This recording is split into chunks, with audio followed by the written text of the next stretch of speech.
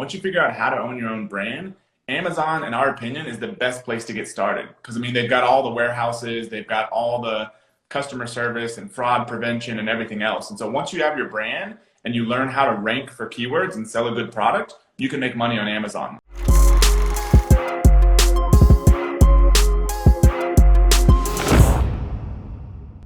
Hey, what's up? I think we made it. I almost got catfished a couple of times just now. I was saying that request button like 100 times. I don't know. I was saying to say I'm here, and then everybody said I'm here, and I was about to hit it because, you know, what's up, man? How you doing, man? I'm great. How are you doing?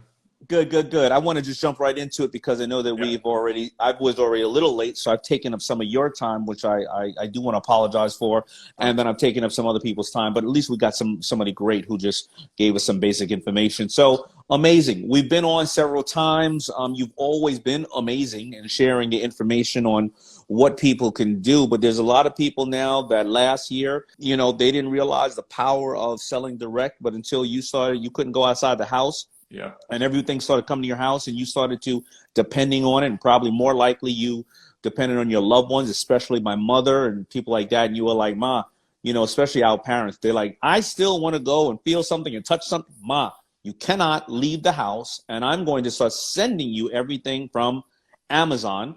I tend to go on to Amazon more than anything else because I do understand the value of other people's personal site. I have mine, but I'm lazy. I don't want to take out and again, everybody knows I'm dyslexic. If I take out my credit card number, I start filling in those things, and before I know it, either I ain't getting what I need, you know, I didn't push the right buttons. I got somebody, I hit a site that now all of a sudden, you know, somebody's taking a trip to Bahamas on my my credit card. So I love Amazon. It's simple, it's cheap, and I can go in there and I can see a whole bunch of other products. Tell me about how people are empowering themselves through Amazon, who they don't technically have their own business like DAYMOND JOHN has FUBU. Yes, I mean, the way we've been teaching people from the beginning is you've got to own your own brand. Hands down, we don't recommend people do drop shipping, wholesaling, any of that kind of stuff. The beauty is that once you figure out how to own your own brand, which we're going to talk about on the webinar we have coming up, once you figure out how to own your own brand, Amazon, in our opinion, is the best place to get started. Because, I mean, they've got all the warehouses, they've got all the customer service and fraud prevention and everything else. And so once you have your brand and you learn how to rank for keywords and sell a good product, you can make money on Amazon. It's literally that simple, just a laptop from anywhere in the world. But that can sound so, you know, in the word brand, right? So let's say your own product or your brand and your own label, that can sound like it's such a big undertaking. What do you mean? What's I own my own brand? I watch Shark Tank and people tell them all the time, you're a cockroach with a name on it. You don't have a brand. So what we're talking about it, and you know who says that, right? We're talking about how much is the, you know, like the lowest end you feel you can start with on Amazon, owning your own labeled product. It may turn into a brand, you know, God willing.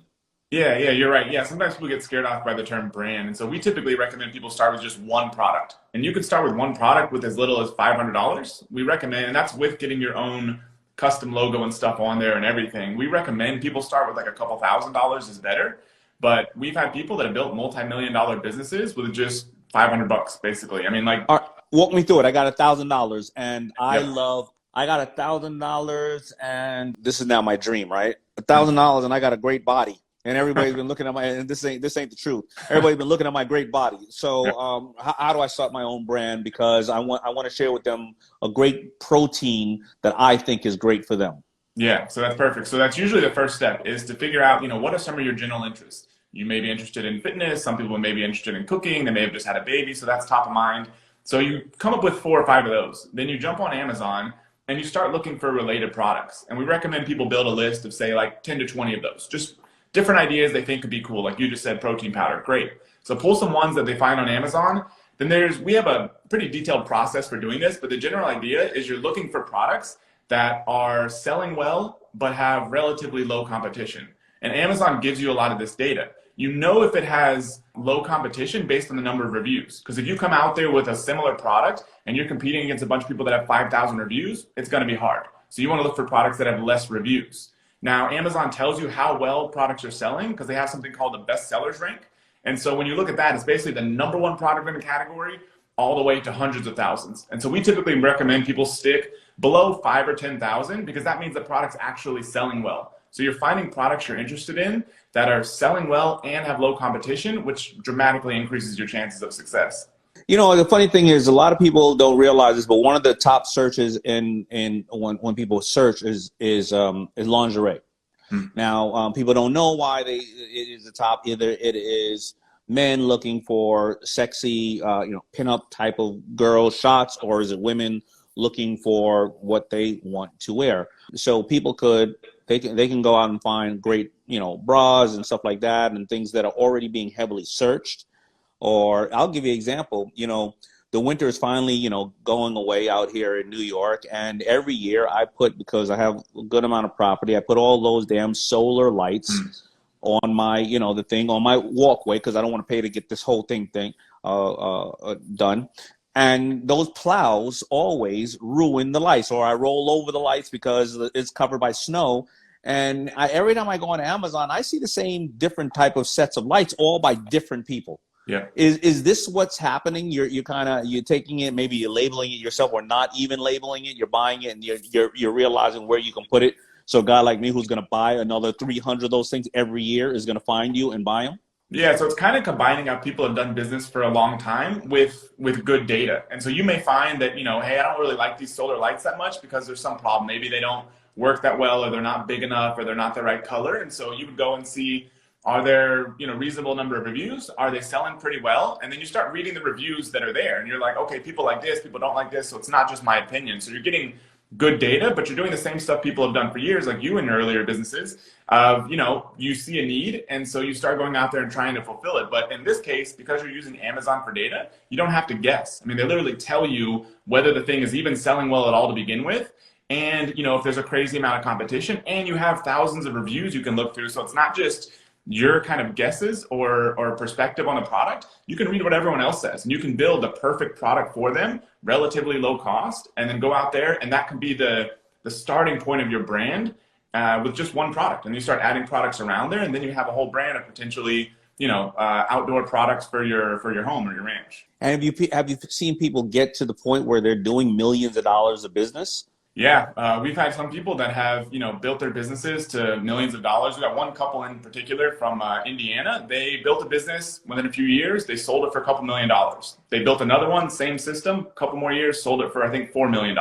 And now they're on their third business, which they're building bigger than ever. And we've had tons of people like that. And who do they generally sell it to? They'll basically be in a similar category, and then they'll see somebody will have a catalog of all those type of products and say, we want to add that to our portfolio. Is that the traditional way? It's kind of shifted over time. If you went back maybe 5 years, it was, somebody that maybe had a good career, they saved up some millions of dollars, and they wanted to kind of get into the entrepreneurial game, but they didn't want to start from scratch. So they would buy these kind of businesses.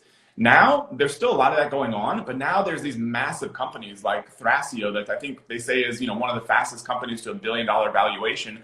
All they do is buy these brands. So they buy these brands, they add them to their portfolio, they probably trim costs, increase prices, get efficiencies. So they're buying these brands all day long. We just had one of our members that just sold one to them a month or two ago.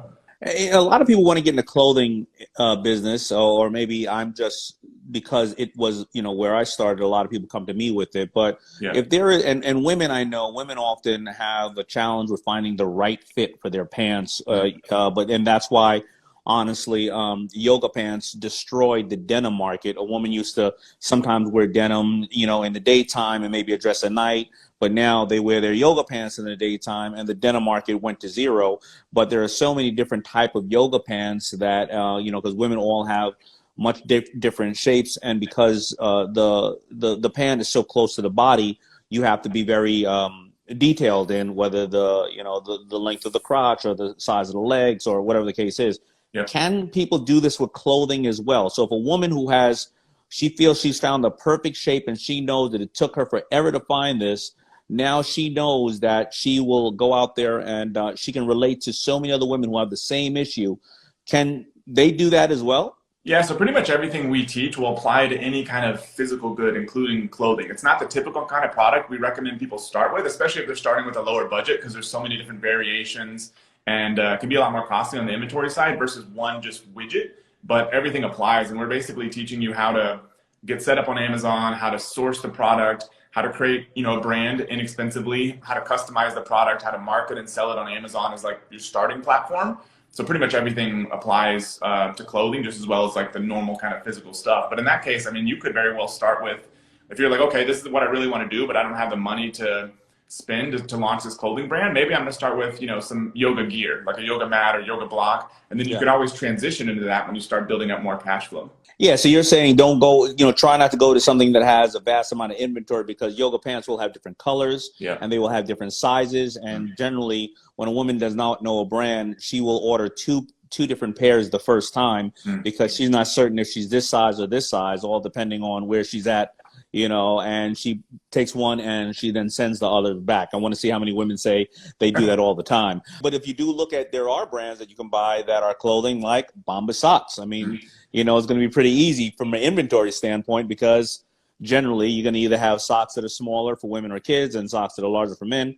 But yeah, absolutely try to do things that you don't have a bunch of inventory being sent back to you, because, you know, because there's different sizes and different SKUs. Yeah, for sure. That's why we typically don't recommend people start with clothing, even though we've had people that have transitioned there later. It's usually just not the easiest thing to start with. Well, I love it, you know, and you can see by the comments, there's a lot of hearts going in there, and a lot of people starting to understand, you know, what we're talking about here. And you and I always talk, and I get, you know, we got to end up doing a Clubhouse one day. We got to do a Clubhouse. Are you on Clubhouse? I have an account because I claim my name, because I can't claim my name anywhere. So I got that, but I haven't really used it much yet. All right, we're going to have to do a Clubhouse in the future, but we also are doing a live webinar. And when are we going to do that? And it's free. You know, I always try to pass on value to everybody. When are we going to do that? It's Thursday. What are we doing? It Thursday night, right? Yeah, so it's this Thursday, March 18th, 8 p.m. Eastern. And we set up an easy URL to get there. It's just amazing.com/shark. I went ahead just to make it easy. I've also added it as the link in my bio. But if you just go to amazing.com/shark, that'll take you there. Like Damon said, completely free. We're basically going to walk you through this entire model over a couple hours. We'll probably end up doing half an hour to an hour of Q&A at the end. So if you have any questions, we'll answer your questions directly live. I'm going to bring another one of our team members on there who absolute expert when it comes to Amazon, knows this stuff hands down just like me. And so, yeah, we're going to try to give as much value as we can. How hard was it to get amazing.com? Just had to pay a bunch of money. It was just sitting there. It was a haunted house website, believe it or not. And it's like, you could tell it hadn't been updated since 1998.